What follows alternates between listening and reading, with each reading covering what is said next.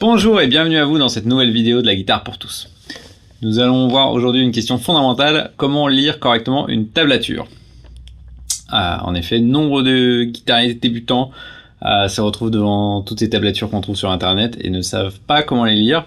Cette vidéo va vous expliquer ça exactement comme il faut. Ok, en solfège traditionnel, si vous regardez une portée, que ce soit en clé de sol ou en clé de fa, vous avez 5 lignes. Ok, qui vont du plus grave en bas au plus aigu en haut. Un jour, un petit malin, dont l'histoire n'a pas retenu le nom, s'est dit, sur une guitare j'ai 6 cordes, si j'ajoute une 6e corde, je vais pouvoir juste avec des chiffres représenter le manche de guitare, et puis les chiffres désigneront les cases. Ok.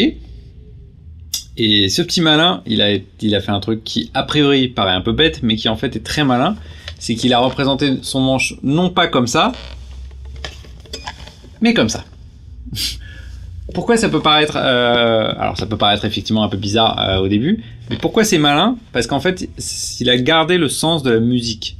C'est-à-dire qu'une portée, les graves sont en bas et les aigus sont en haut. Et dans une tablature, c'est exactement pareil. Okay, les notes, la corde la plus grave est en bas et la corde la plus haute est en haut. Okay, donc c'est l'inverse de la guitare. C'est pas que le mec était gaucher, hein. C'est juste qu'il était logique en fait. Pensez bien que voilà, en musique, une voix de basse, c'est une voix très grave à la Barry White, et une voix très haute, c'est une voix toute aiguë comme ça. Ok, donc c'est logique en fait. Je sais qu'au début ça peut paraître difficile à lire. Il faut juste se mettre voilà, un petit rappel régulièrement. Les graves sont en bas et les aigus sont en haut. Ok. Donc, ensuite, il faut savoir le nom de vos cordes.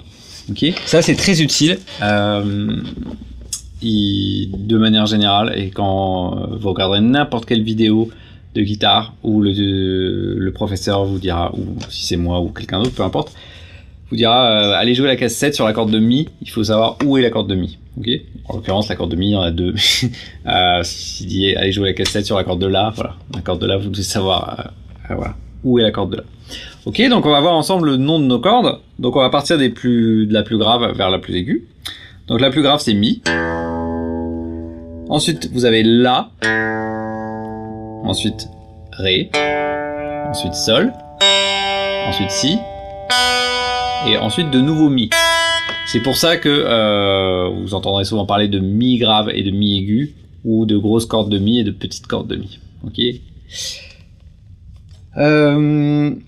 Il faut aussi savoir leur nom en notation internationale. En effet, il faut savoir que seule la France et l'Italie utilisent do, ré, mi, fa, sol, la, si, do. Le reste du monde utilise des lettres A, B, C, D, E, F, G. Plus H pour les Allemands, mais ça c'est un autre cas de figure. Voilà. Et en gros, il faut connaître la correspondance, parce que ça soit tout simplement sur par exemple un paquet de cordes, vous venez d'acheter des cordes neuves parce que vous voulez changer les cordes de votre guitare, ça va pas être marqué première corde mi, ça va être marqué première corde E. Ok. Donc voilà, donc il est important de savoir que voilà, la grosse corde de mi ne s'appelle dans le reste du monde pas mi mais E. Ensuite, vous avez donc A, qui veut dire La. Ensuite, D, qui veut dire Ré. Ensuite, G, qui veut dire Sol. Ensuite, B, qui veut dire Si. Et de nouveau, E, qui veut dire Mi. Donc, E, A, D, G, B, E. Ok? Mi, La, Ré, Sol, Si, Mi. Ok, croyez-moi, c'est très important. C'est pas dur à retenir. Donc, gardez ça dans un coin de votre tête. Ok? Maintenant, on va parler des tablatures à proprement parler. Vous allez donc voir apparaître sur votre écran une première tablature avec marqué donc 3 sur la ligne la plus en bas. Ok. Il faut bien penser que la tablature, elle ne vous indique, exactement d'ailleurs comme le solfège traditionnel, ne vous indique absolument pas le doigté. À savoir que ce chiffre 3 ne renvoie pas au doigt 3. Soit dit d'ailleurs en passant, à la guitare on ne compte pas comme au piano, pardon, donc on ne compte pas 1, 2, 3, 4, 5, puisqu'on ne se sert jamais du pouce, presque jamais. On compte donc 1, c'est l'index, 2, le majeur, 3 l'annulaire et 4 le petit doigt.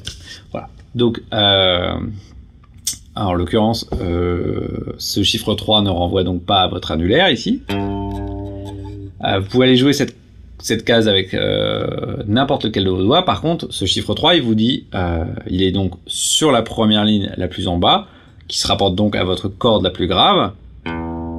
Et vous allez donc jouer la case numéro 3 sur cette corde. Ok. Donc vous pouvez la jouer avec l'index, le majeur, l'annulaire ou le petit doigt selon éventuellement même dans des cas de figure avec le pouce. Mais en tout cas la tablature ne vous indique pas le doigté. Okay, elle vous demande juste de jouer la case 3 sur la corde de mi grave. Ok. Ensuite vous allez en voir apparaître une autre qui vous dit donc le chiffre 2 sur la deuxième corde la plus grave, qui est donc cette corde de La. Ok, donc vous allez venir mettre pareil, un doigt, n'importe lequel, peu importe, sur la case 2 de cette corde de La. Ok. Pour bien que vous compreniez que ça n'a rien à voir avec le doigt, je vais prendre un troisième exemple qui s'affiche maintenant sous vos yeux, où il y a donc marqué 7 sur la troisième ligne en partant du bas. Donc voilà, vous avez, à moins d'avoir subi une radiation d'une centrale nucléaire, vous n'avez pas 7 doigts, n'est-ce pas?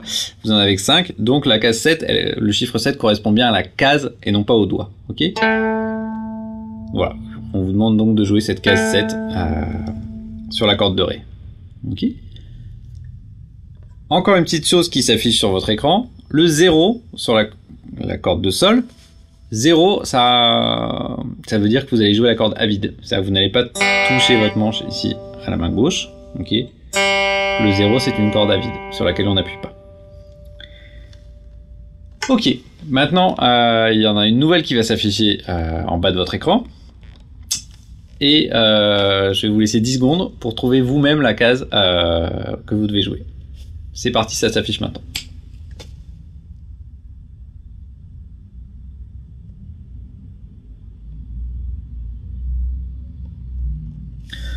Ok, la réponse était donc la case numéro 8 sur la corde de Si. Ok, voilà. Ok, on va se refaire un petit dernier test, mais je vais pas attendre 10 secondes. Si vous voulez, faites pause et on refait un petit test. C'est parti. 3, 4, maintenant. Ok, la bonne réponse c'était donc la case 7 sur la corde de Mi. Ok.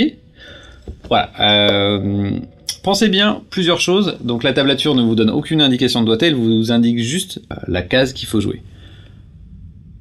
Elle ne contient aucune information rythmique, à la différence du solfège traditionnel qui contient et la hauteur de la note et sa durée rythmique. Voilà, donc on se débrouillera pour ajouter le rythme en plus de la tablature. Une dernière petite chose, si vous voyez plusieurs notes inscrites exactement verticalement sur la même colonne, ça veut dire que c'est des notes que vous jouez simultanément. Ok, c'est un accord par exemple. Ok, voilà. Si vous voyez toutes ces notes s'afficher comme ça verticalement, c'est qu'il faut jouer cet accord, qui en l'occurrence est un accord de Sol, je vous le dis au passage. Alors que si par contre vous voyez les mêmes notes mais qui s'étalent de gauche à droite, c'est que vous allez les jouer successivement. Ok. Donc voilà, une tablature se lit de gauche à droite exactement comme un livre. Écrit en français, tout du moins, il y a des langues où on lit dans l'autre sens, mais en tout cas en français, voilà, on le lit de gauche à droite. Et donc la note qui est plus à droite que la précédente, eh ben, elle vient après. Donc c'est pas plus compliqué que ça. Voilà, j'espère vous avoir tout dit sur les tablatures. Abonnez-vous à la chaîne Guitare Débutant. Retrouvez-nous sur la guitare pour tous. Et pour le cours de rythme ultime, abonnez-vous au rythme dans la peau. À très bientôt, ciao!